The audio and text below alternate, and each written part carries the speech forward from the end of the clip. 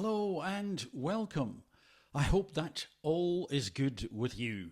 Today I thought we should talk about memory because we all have memory issues. One memory issue in particular, and that is that quite a few of our memories aren't real. They're false. They're false memories. People who would pride themselves on having a great memory, well, it's pretty well guaranteed that they also will have false memories that they believe to be true. So what does that mean? Why is it important? Although I think having a false memory is kind of self-explanatory in terms of why it was important, why it is important. So why did I ask that question? Who knows? But what I mean is that I hope to unpack why it is important, even more important than it may seem at first glance. Now, during the course of this particular episode, I may touch on some things that you could well be interested in. If you are and you'd like me to explore those areas more fully, please let me know, because we won't get everything in this one video, at least not unless I make it hours and hours and hours in length, and I don't think that's a good idea. I'm sure you've got many other things that you would like to be doing, but I do hope that you stay until the end of this video. To begin then, let us go to the slides. And you'll see here, it says, false memories, can you trust your mind? And I think that's a very important question to ask. The mystery, there is a bit of a mystery attached to this. The mystery also is that not too many people actually know about this, or the extent, the depth to which this could be an issue for some people. The science, we'll touch on that to a degree. Again, we're not going to do an undergrad in neuroscience, but I think it's important to at least share the basics, which you may already know. And then what it means for you, which is probably the most important thing. Or what it means to the people around you who you care about, or maybe in fact get from time to time into a bit of a heated discussion with because of what you recall as being the truth. Are they right and are you wrong? Or are you both right or are you both wrong? Anyway, let's go here. The uncomfortable truth, I've called this. Your memory is lying to you. I've alluded to that already, but it is. It just is. Even vivid memories can be false. They can be absolutely false. We'll touch on that again, but bear that in mind at the top of this episode. The vivid memories, the ones that you would think, no, I know, I remember this in so much detail. It must be false. It doesn't mean to say that vivid memories are false, not at all. We have a lot of memories which are pretty accurate, but we can have memories which are absolutely false, which seem, because of how vivid they are, to be real and true. We can't quite believe that they would be false. So, what is a false memory? We probably should ascertain what it means. It's a recollection of an event that didn't happen, or the details are different. So the details are remembered differently. The event may have happened, but the details aren't quite as we remember them. And this is important here. It's more than forgetting. Not forgetting as such, it's misremembering. And because it can be vivid and because we are remembering something, it can be a faux me in terms of the comfort it might give us. Yeah, I'm sure that happened. It was vivid. I was there. I remember what so-and-so said. But it's not necessarily accurate at all. And certainly it's not necessarily accurate in terms of the details. It is misremembering. So let's tick this one off at the top. If you look at false memories, you'll see that the Mandela effect is often up there in terms of the summary. And I think that's fair enough, but it's absolutely not everything that's going on. And I would suggest, in my opinion, the Mandela effect in some cases has nothing to do with false memory. However, let's look at the Mandela effect. I've made a video about this a few months back. If you look it up on the channel, you'll find it. I explore some of the theories around it, and I put forward my case for at least one of the very popular Mandela effects as being not a Mandela effect, as being something that happened. But that's another story. However, again, Please let me know in the comments if you'd like more on that. So the Mandela effect, basically coined because some people remember Nelson Mandela being in jail until he was released, at least until he was released in my timeline, but other people remember that he died in jail years earlier, which is not what I remember at all. So this conflict between memories, in this instance around Nelson Mandela, is why it was called the Mandela effect, but it applies to many, many, many things. And some of the theories around it are that it's a shared cultural misremembering, which I think is the case for a lot of the Mandela effect, but not all, as I've said. So examples of Mandela are the Monopoly Man. Now, the idea is that the Monopoly Man had a monocle, as far as some people remember, but as far as other people remember, didn't have a monocle at all. The Bernstein or Steen bears, and you'll see an example of this here. Some people remember it as S-T-I-N, and others it's S-T-A-I-N. And I believe, this is more, by the way, this will make more sense probably to people from the States, because this was popular there. I don't recall this from my childhood or anybody that I know's childhood, unless they're American, at all, in the UK. But it's this conflict. I think this is the real one. That's the misremembered one, allegedly. And I put here, it's not always a scientific false memory, because I think in terms of Mandela, there's more going on. But it looms large in terms of what people consider to be a sort of global, at times, false memory about certain things. And just on that subject, here is another example. We have the Monopoly Man. And here's the monocle, not correct, apparently. I think I remember that. And here without, which I believe he actually is. And the idea is that people would sort of look at this figure, and it would be easy to imagine that a figure such as this might wear a monocle, because a lot of people, there's references in movies and TV of people dressed kind of like that who might wear a monocle. So that's what they think. That's where they think it comes from. Anyway, let's then look at how memory works. Well, in real broad terms. So we've got to encode something, and you'll see here that encoding is interpreting the experience. Now, right away, we have an issue, because we're going to interpret it, and to encode it, it's going to come through our senses, and we know our senses are limited, that we don't see all the visible spectrum in terms of light, in terms of that bigger electromagnetic spectrum. What we see is minute, and we don't hear all the frequencies. We can't ascertain by touch all that there is to be gleaned, and smell, and so on. So the encoding is an interpretation. What we think we're seeing and hearing is absolutely not necessarily what is going on out there at all. And a lot of people argue that, and I think correctly, that it never is what's going on out there. It's a construct in our minds. So there's immediately interpretation from sensors, photons hitting our cells in our eyes, and being transmitted to the part of the brain that can interpret them, and so on. And then the storage, the hippocampus consolidates. It does something. There's something going on with the hippocampus, for sure. That's not all that happens. It's not the only place that it is considered that memories may be stored or consolidated. And also, there's a theory about different parts of the brain being activated and waves going across the brain that may be in part to do with how memories are retrieved. But not everyone agrees with that. But I guess what I'm saying is we don't fully, totally understand it yet.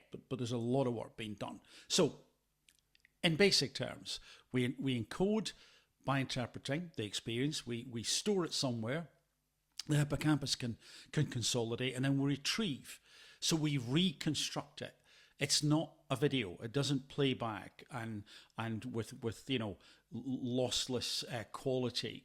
It is reconstructed, and in that reconstruction, it is considered to be the case that it may be malleable, it may be fallible, and what we've reconstructed isn't necessarily accurate. So at every stage of this, memory is definitely not an exact is an interpretation. It's not an exact, forgive me, rendition of what has been going on. So, why false memories form? Again, I've alluded to this. So when we reconstruct things, there can be errors, just like errors in the code. Suggestion and leading questions. Now, this is a big issue, as we shall see. And one of the things to bear in mind is that if our memories are being reconstructed when we retrieve them and during that reconstruction process, or even before it, if we're met with certain suggestions, that may bias how we search and how we reconstruct. And we can fill gaps with schemas. So we have a sort of shorthand of the memory of the event, of the situation, and indeed of reality as we're aware of it in real time, and we fill that gap with schemas, which probably would be useful then to look at what a schema is. There are many, many, many different versions of or explanations of a schema, so I just picked one that I thought was really nice and basic. And essentially it's a shorthand. It's how we use shorthand to understand what is around us. So for example, most of us would look at a door and look for the handle and recognize a handle, even although it was a little bit different. But some of us may automatically push the handle down to open the door. And maybe the handle goes up the way, which throws us out because the schema didn't quite work. But it's like a framework or a series of frameworks that allows us to fill in the blanks about what this situation may be. Could be social, could be out and about in nature, could be so many different things. And that shorthand is efficient for us. It's a good way of going about things, but we can make mistakes because we don't necessarily see what's actually there, or we end up seeing things which are not there at all. And so here's an example of a schema. In this one, it's like flying thing. Could be a bird. Could be a plane. You see, this schema was simpler. This would fit with an airplane. If you imagine somebody who, like a child, who's trying to figure out what is around them, and they look up and they see a bird, they might initially get confused between a bird and a plane. It might be difficult for them to say that if they don't have enough language at that point in time. But even this is of course more sophisticated than just the general. It's a thing that seems to be in the air and is roughly that shape, but it's still very basic because it doesn't tell us what the object actually is. This is a cartoon, of course, but this schema might not be sophisticated enough to differentiate between an owl and an eagle. But the more sophisticated the schema gets, the more we can differentiate. But it's a shorthand way, essentially. But it can cause us to make assumptions about what we're seeing. It can cause us to miss things out, and indeed to add things in because we base it on a schema. And socially, again, I mentioned that if you think about going out and interacting, we have like a set of rules about how we think we should behave and how others should behave. And some people say those are also versions of schemas. Again, it's a bigger topic and subject than that. But if you imagine that if this isn't right and it's not totally accurate, and often it isn't, then once more, we've got potential error in the system. Then we want to look at some of the classic experiments that show us about, or at least hint at the fallibility of memory. So we've got Loftus and Palmer, and they showed how wording can alter recall. And we've also got the DRM paradigm, recall of related but non-presented words, which we'll look at. So let's watch this video. In 1974, psychologists Elizabeth Loftus and John Palmer conducted a groundbreaking study to explore this question. Participants watched footage of a car crash and were then asked about the speed of the cars using different verbs: smashed, hit, collided, bumped, or contacted.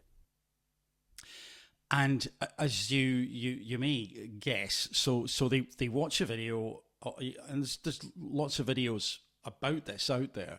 They watched a video of a couple of cars colliding, and then they were asked the question about what they think they saw. What did that look like?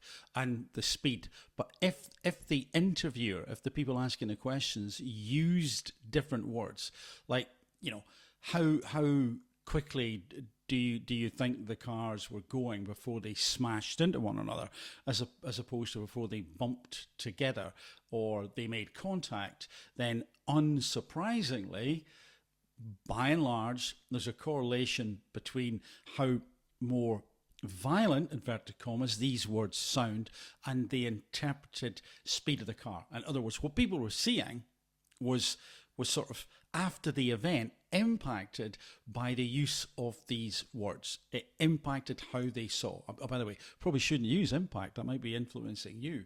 It affected what they think they saw, the interpretation of the speed. And right away, if this is the case, we can see that when people are interviewing someone and talking about literally an accident or something that went on in the public, how the use of language can affect the witness, the eyewitness. It's a little, in many ways simple experiment, but my goodness, this is profound implications. So I mentioned this DRM paradigm, recall of related but non-presented words. So here's one example, and it's Deese, Roediger, and McDermott, by the way. So I'll say the words: bed, rest, awake, tired, dream, wake, night, blanket, doze, slumber, snore, pillow, peace, yawn, drowsy. Now, as I say those words again, I'll pick out a few: drowsy, rest, awake, tired, dream, blanket, doze, slumber, snore. Let those sink in just now, and then we'll go here. We're going to look at Dr. Elizabeth Loftus, again mentioned before, and she's an important researcher in this area, and we're going to look at a couple of videos, 3 I think all in all, connected to her work. So let's begin here. Memory. What we do is we show people a simulated crime or an accident, and then we might try to deliberately feed them some misinformation about what they experienced. So they might see the car go through a yield sign, and we suggest to them that it's a stop sign. And what happens when people are exposed to this misinformation is sometimes they will adopt it as their own memory and become convinced of it. So they'll now tell you, I saw a stop sign. They might be confident about it and detailed about it, even though it's a distorted detail. Then what we did is, to see just how far you can go with people, we tried to plant entirely false memories into the minds of people for things that didn't happen.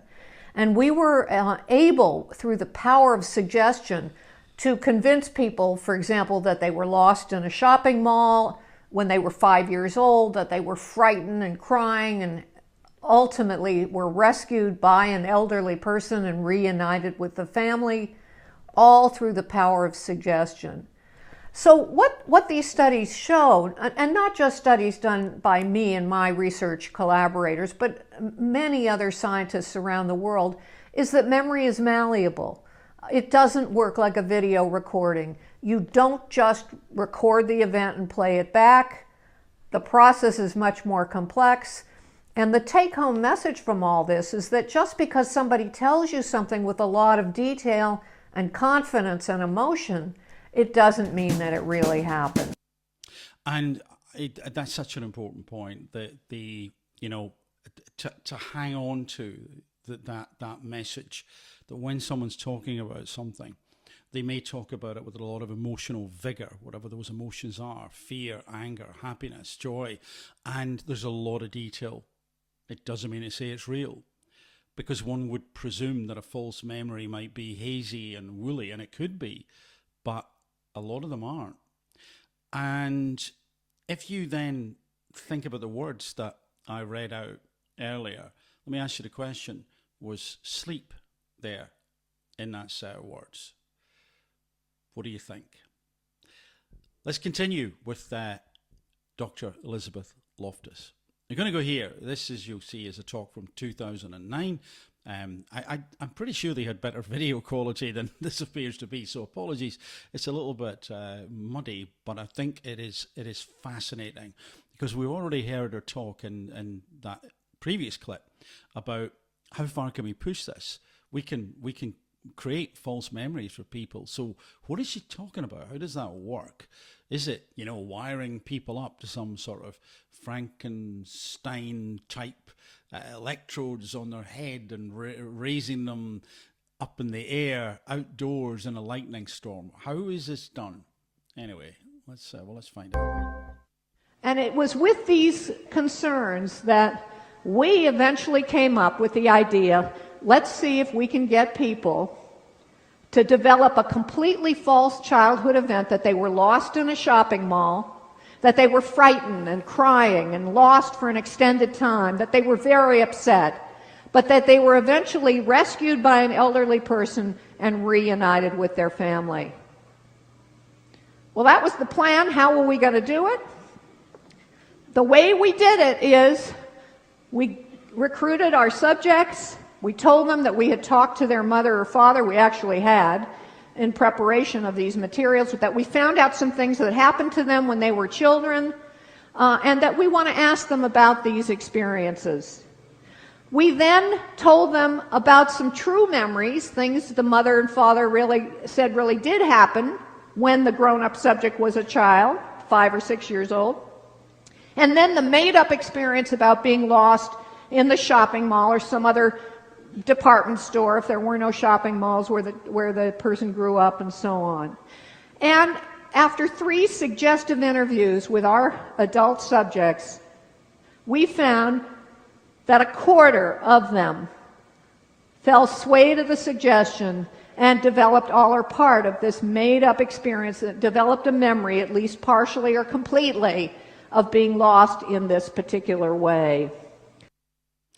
And it sounds, at first listen to me anyway, first time I heard Dr. Loftus talking about this, almost implausible. Really, that's all it took? Yeah. And you're going to see a clip from one of the people who took on board and believed that false memory about the shopping mall to be true, to be absolutely true. There is a counter-argument to this that people have said, yeah, but that could happen. That's plausible, like being a kid and being lost in a shopping mall. Scary, frightening, and awful as it can be for all concerned. That could happen. If you made it too extreme, then it wouldn't be taken on board. It wouldn't be subsumed into the memories and deemed to be true. And Dr. Loftus has also conducted some research, which she said, no, I've done, in this talk, in fact, I think she goes on to say, we made people think about a family event where they tipped over the bowl of punch and it went everywhere. And so we could include those slightly incredible memories. I still think there's limits to that, because I don't think that's that implausible. But in some ways, that's neither here nor there for the moment, because what she's done is really quite straightforward. Not sure whether I was going in front of an ethics committee these days to do some research, whether that would be allowed. I don't know. But anyway, she did it, and it astoundingly worked because it was so simple. So let's look at one of those people, as I promised, who actually took on board and believed the false memory to be true. Can you go so far as to suggest an entire memory of something that never happened? Chris is the subject of a false memory experiment. The Loftus researchers had several of his family members record in a journal some real events shared by the family. A false event, being lost in a shopping mall at the age of 5, was added to the journal, which Chris read and ultimately remembered as real. I remember getting lost and I was crying, and I remember that day I was so scared I thought I'd never see my family again. I knew I was in real trouble. Yeah, and I mean, again, is that right? Is it right to give this young person that memory? And what it would seem in terms of this particular version of it that we're doing was I believe they wrote down memories in journals and got them to read them and think about them and maybe write some stuff about them. And of the four events, one of them was false, and that was the shopping mall part. And so here there's an example of one person who took that on board and had to be debriefed to all the stuff to sort of get, move that back around to not being true, which is again an interesting approach to research. But nonetheless, it to me is like really important to bear in mind how relatively easy that was to insert this fake memory, this false memory, and have someone walk around believing that happened, and it didn't, not at all, not remotely. So, theories of false memory, a source monitoring error. Now, there can be many things, but one just real basic example is we hear something and we mishear it because there's noise, or there's a car goes by and it causes us not to figure out what, maybe it's someone's accent or whatever. We don't the monitoring, we take it on board incorrectly, because it could be what we see, it could be what we read, and also that is connected to number two, which is that the information in the first place isn't accurate. So we can pick it up incorrectly, something that is true, but we can also find something that we believe to be true, which is misinformation. Whatever way that has been put towards us might not be deliberate at all, but it could be. So it is fake in the first place. It's not true. So then we can have a false memory. And very often, or sometimes I should say, what can happen is that the little bit of misinformation can be sort of woven into our other memories, and it's like a thread or threads running through them. And so it colours, it morphs, it changes those other memories.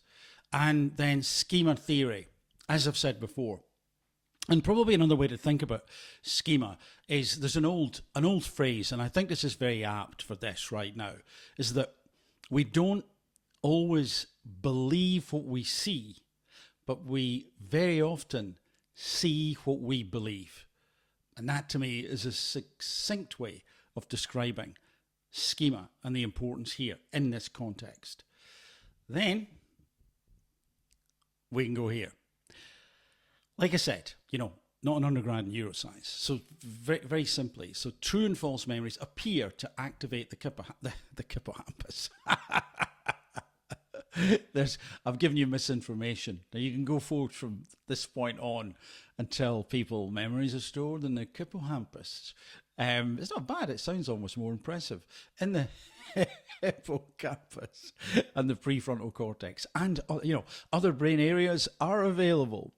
And false memories feel real, and this is important. There can be emotions attached to them. That's the idea about it being vivid is not simply to do. It could be, but it's not necessarily only to do, perhaps I should say, with the detail. It is also to do with, I remember it, and I can feel it, and I can feel this and feel that, and therefore because those memories can be there, they absolutely feel as real as, sometimes more real than other memories, which might be real but more faint. And there are subtle differences in sensory detail. So again, it's not necessarily like black and white and stark. There's a subtlety to this. Real world impact, which is, as I said, what does it mean to us? As I've alluded to already, witnesses. Remember the cars? When they touched together, what speed were they doing?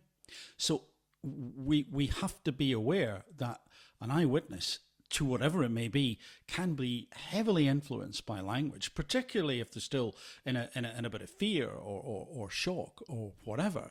And also, when we're relying on eyewitnesses, it can be, they can say things that they believe that they saw, but remember the schemas, Yeah, I saw this guy, he jumped out and he was really smartly dressed, expensive watch, coming out of this country house. And what sort of car did he jump into? Well, it was a Rolls Royce. Maybe it wasn't. Maybe you just made that up. What did it look like? Maybe it was a Rolls Royce. Oh, it was gold. Oh, it's Goldfinger. So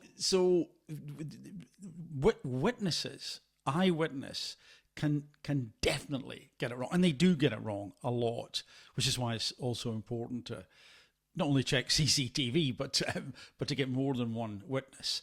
And recovered memory controversies. Now I'll come back to that in a second. Everyday disagreements, real world impact. I've touched on that already. Do you're absolutely wrong. No, you fool. No. Listen. It was absolutely London that happened, and you were wearing a red dress, and so on. And of course, daft little example, but sometimes we can really believe that the other person has gone a bit mad because they're totally misremembering, but it might be us.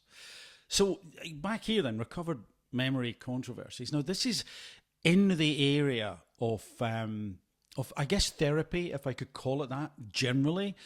And if you imagine that people, when they go to a therapist, there are many different types of therapies out there, but often they want something, they need something. Some people are in a state of anxiety or fear or whatever, so already a heightened emotional state, and they can be very open to suggestion.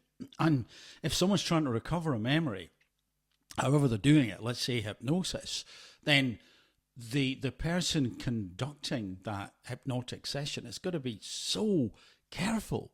Again, imagine if someone's in this altered state of consciousness, and they say, to use the example we've used already, so when the cars, those brightly colored cars, they collided together, and you heard the sound of the impact. Now, is that what the person who's trying to recover more detail about the memory has said already, or is this the hypnotist, the therapist, who's putting that in there?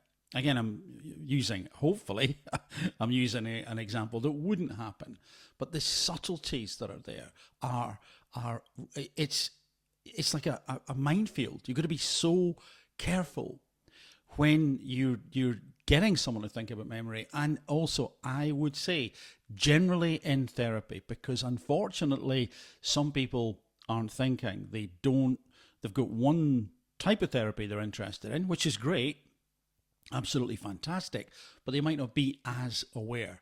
Or maybe they call themselves a therapist and they're not really. It's therapeutic, but they're not a therapist. So I want to go here in terms of our last little slide. And this I thought was succinct. If you don't recognize the individual, this is Professor Jordan Peterson, a clinical psychologist.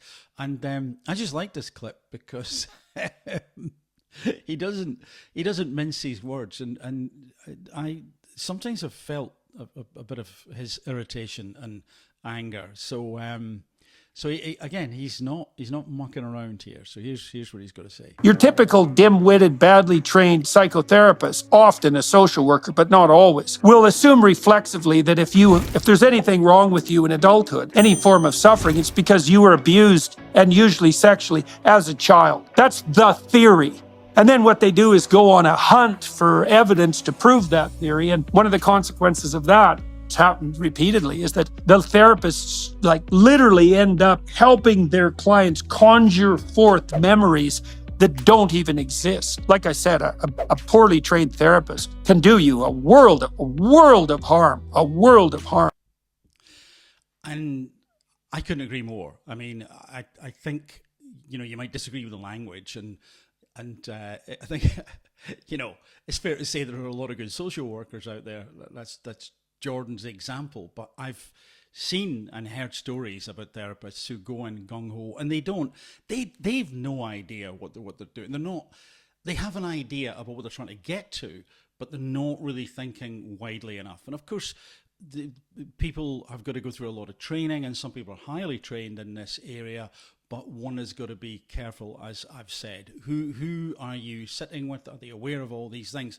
And I'll give you an example. A friend of mine a few years ago, she decided to go and see a therapist, and she's seeing the therapist, and I said, so you going back again in another week and another week, and you know what's happening? What's the output? Where are you heading? Oh, we're just talking. I went, okay, fair enough. What are you talking about? Well, it was a lot of stuff in my childhood, and I knew a little bit about her childhood and how traumatic it was. And I said, but is this heading somewhere? She said, well, no, but the therapist's really nice, and she asks a lot of great questions, and we really delve into what was happening. And I said, well, but if it's not going somewhere and there isn't a rationale behind this, and it wasn't a Freudian thing that was going on, by the way, this could unlock a lot of stuff. I mean, you know what? I would stop if I were you. I'd just take a break from it. But she went back and went back and went back. And within, I think it was 4 weeks tops, she was at the GP to get SSRIs, antidepressants, because it was churning up all this stuff. Now, this is not quite the same necessarily as retrieving a lost memory, but hopefully you can see that with the wrong language in the middle of it, the memory that was there could be affected and become false. And my take on it was that probably what the therapist was doing was saying things like, and in the middle of this absolutely awful event that there's no way you could have recovered from it, and it must have affected you deeply for the rest of your life, and how could you, and that person was really, really bad to you, and so on. I mean, again, I don't know what the therapist was actually saying, but hopefully you can glean at this point in our little journey through false memories how that could be extremely destructive. Now, there are some people who delve right into those areas and can create great results, but they're highly trained, they know what they're doing. And this therapist, again, I'm leaving out some details to protect, to anonymize, but this therapist patently in this area did not have a clue. And lo and behold, I mean, again, I get no joy out of some things being right about things, because it was one of those things that as you probably had them in your life as well, I didn't want to be right about it. And she took a while to get over that. So anyway, what do you think about all this stuff? Is this something that you've experienced?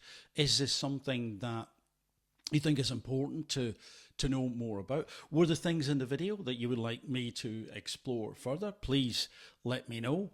In terms of the Mandela effect, and I do say it in the Mandela effect video, the one that really leaps out to me that I'm certain wasn't a false memory, but I could be wrong, was the Bond film Moonraker and Holly's braces. Holly, I am cast iron certain, was wearing braces, but a lot of the population these days do not believe that was the case. And if it wasn't a false memory, my goodness, what was it? What could it have been? I'm willing to admit I could be wrong, but it totally doesn't feel like that, and I'm not alone. So what do you think about all of that? And going forward, please let me know what you'd like me to cover, but in terms of what was in this video, but also just generally, because again, I want to get more interaction going as we move forward. Anyway, thank you very much for listening, watching thus far. If you subscribe, thanks a billion. Really does make a big difference. If you're thinking of subscribing, please do. That also is really useful, particularly on this platform. For the moment, from me, bye for now.